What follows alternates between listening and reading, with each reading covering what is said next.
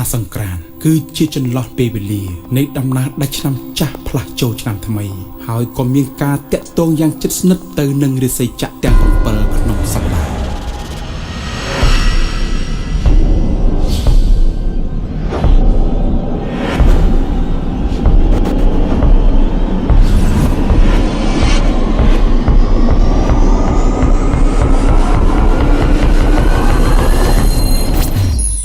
កាលពីយូរលង់ណាស់មកហើយមានក្មេងប្រុសម្នាក់ឈ្មោះធម្មបាលកុមារគេជាក្មេងដែលមានចំណេះវិជ្ជាជ្រៅជ្រះខាងគម្ពីរត្រៃវេទឪពុកធម្មបាលបានសាងសង់ប្រាសាទមួយនៅក្រោមដើមជ្រៃនៅច្រាំងទន្លេដែលមានវងសត្វរស់នៅជាច្រើនធម្មបាលកុមារមានសមត្ថភាពជាពិសេសអាចនិយាយនិងស្ដាប់ភាសាសត្វបានខណៈនេះហើយដែលធ្វើឲ្យគាត់ក្លាយទៅជាមនុស្សម្នាក់ដែលមានតួនាទីក្នុងការចាត់ចែងពិធីបុណ្យសម្រាប់ប្រជាជនទាំងអស់ក្នុងការលេចលើដល់មេដឹកនាំសាសនាដទៃទៀតសូមក្រាបថ្វាយបង្គំព្រះអង្គនៅឋានកណ្ដាលមានមនុស្សម្នាក់ឈ្មោះធម្មបាលកុមារគេអាចបកស្រាយគម្ពីរត្រៃវេទបានក្រាបទូលប្រជាជនរាស្ត្រកោតគោរពស្រឡាញ់និងជឿជាក់ទៅលើគេយ៉ាងខ្លាំងក្រាបទូលព្រះអង្គលោកមន្ត្រីរៀបចំចាត់ចែងឲ្យយើងបានជួបជាមួយនឹងធម្មបាលកុមារក្រាបទូលព្រះអង្គកបិលមហាព្រហ្មបានសម្រេចចិត្តភ្នាល់ជាមួយនឹងធម្មបាលកុមារដោយដាក់ប្រស្នា3ខ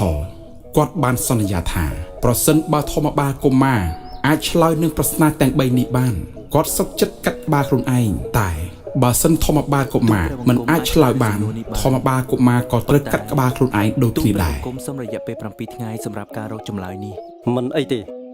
ទៅវិញចុះយើងអនុញ្ញាតក៏ប៉ុន្តែកុំភ្លេចកិច្ចសន្យារបស់យើងណាអស់រយៈពេល6ថ្ងៃកន្លងផុតទៅធម្មបាលនៅតែមិនអាចដោះប្រស្នាបានធម្មបាលកុមារក៏សម្រេចចិត្តរត់គេចពីកបិលមហាព្រហ្មដោយបណ្ដោយតាមវាសនាដោយភាពអស់កម្លាំងនិងនឿយហត់ពេកធម្មបាលបានទៅជ្រកក្រោមដើមត្នោតដែលមានសម្បុកឥន្ទ្រីរស់នៅពេលនោះហើយធម្មបាលបានឮសំឡេងឥន្ទ្រីនិយាយគ្នាតើព្រឹកស្អែកហ្នឹងយើងបានអីឆៃស្អែកនេះយើងឆៃសាច់ធម្មបាលកុមារព្រោះធម្មបាលកុមារទៅព្រមកាត់កដោយសារដល់ប្រស្នាអត់រួចប្រស្នាអីគេទៅប្រស្នាទី1ហ្នឹងសេរីសុស្ដីពេលព្រឹកស្ថិតនៅត្រង់ណាចម្លើយសេរីសុស្ដីពេលព្រឹកស្ថិតនៅលើមុខ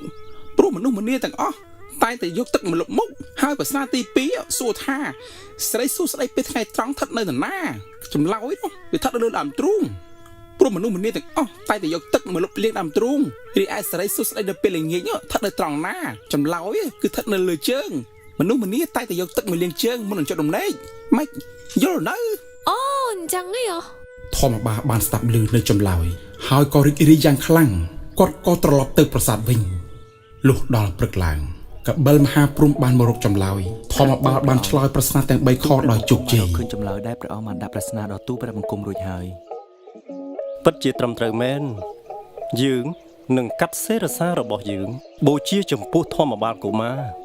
ក៏ប៉ុន្តែមុននឹងកាត់សេរសារបស់យើងសូមជួបជាមួយនឹងបុត្រីទាំង7អង្គរបស់យើងសិនបុត្រីបិតា